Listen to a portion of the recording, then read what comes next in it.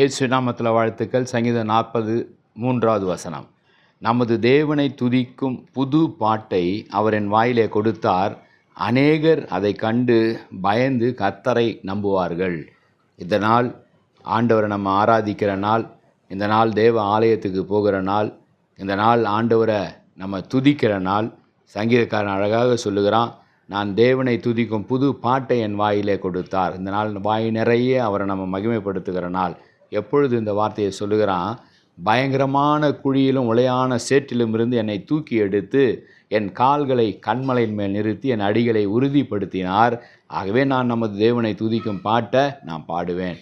இந்த நாள்கள் ஆண்டவர் நமக்கு பின் நாட்களில் நாட்களில் எவ்வளவு பயங்கரமான குழிகள், எவ்வளவு மரண பள்ளத்தாக்குகளை நம்ம நடந்தோம், மரணத்தின் அருகிலே சென்று வந்தோம், உளையான சேற்றில் சிக்கி கொண்டோம். எத்தனை நன்மைகள் ஆண்டவர் நமக்கு செய்திருக்கிறார். நம்மோடு வாழ்க்கையை துவங்கினர் எத்தனையோ பேர் இன்றைக்கு இல்லை. நம்மோடு வாழ்க்கையை ஆரம்பித்தவருடைய குடும்பங்கள் உடைந்து போயிருக்கிறது. நம்மோட வாழ்க்கையை ஆரம்பித்தவருடைய பிள்ளைகள் இன்றைக்கு நல்ல நிலைமையில் இல்லை.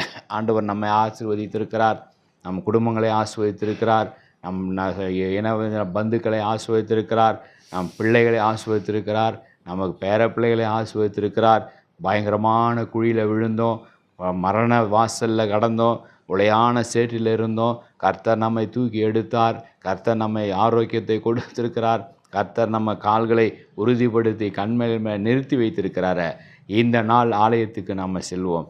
இந்த நாள் ஆண்டவரை நாம் துதித்து பாடுவோம். இந்த நாள் ஆண்டவர் செய்த நன்மைகளுக்காக அப்பா உமக்கு நன்றி என்று சொல்லுவோம். அதை செய்யும் பொழுது இந்த வார்த்தை சொல்லுகிறது, அநேகர் அதை கண்டு பயந்து கர்த்தரை நம்புவார்கள். இதுதான் நம்ம துதிக்கிற துதி. நானும் வாழ்கிற சாட்சி உள்ள வாழ்க்கை. இதை மற்றவர்கள் பார்க்கும் பொழுது இவர்களுடைய தேவன் இவருடைய வாழ்க்கையில் பெரிய காரியங்களை செஞ்சுருக்கிறாங்க, இவங்க இப்படிப்பட்ட படுகொலியில் கடந்தாங்க, இப்படிப்பட்ட வியாதியில் கடந்தாங்க, இப்படிப்பட்ட மரண இருளில் நடந்தாங்க, ஆனால் இவர்கள் கர்த்தர் இவர்களை கைவிடவே இல்லை, கீழே விழுந்த இவங்களை ஆண்டவர் தூக்கி எடுத்தார், நல்ல ஆரோக்கியத்தை கொடுத்துருக்கிறாரு, சுகத்தை கொடுத்துருக்கிறாரு, மீண்டுமாய் நிற்க வைத்திருக்கிறாரு என்று சொல்லி அந்த சாட்சியை கண்டு கேட்டு அவர்களும் என்ன செய்வாங்களாம், நான் ஆராதிக்கிற கர்த்தரை நம்புவார்கள்.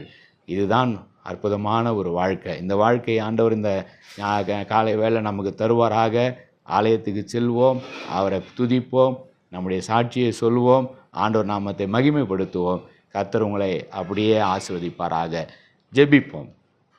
அன்பின் பரலோக பிதாவே, இந்த அற்புதமான நாளுக்காக நன்றி செலுத்துகிறோம், சோத்திரிக்கிறோம். ஆண்டவரை உம்மை ஆராதிக்கிற ஒவ்வொரு பிள்ளைகளோடு சேர்ந்து நாங்களும் உம்மை ஆராதிக்கிறோம், நாங்களும் உம்மை துதிக்கிறோம், நாங்களும் உம்மை பணிந்து கொள்கிறோம். நீர் செய்த நன்மைகளை சாட்சியாய் அறிவிக்கிறோம். ஆண்டவரை புது பாட்டை பாடி நாமத்தை உயர்த்துகிறோம். நீர் நல்லவர், நீர் வல்லவர், நீர் போதுமானவராக எங்களுக்கு இருப்பதற்காக நன்றி செலுத்துகிறோம். ஆசீர்வதிங்க, பலப்படுத்துங்க. இயேசுவின் மூலமாக நல்ல பிதாவே, ஆமேன். God bless you.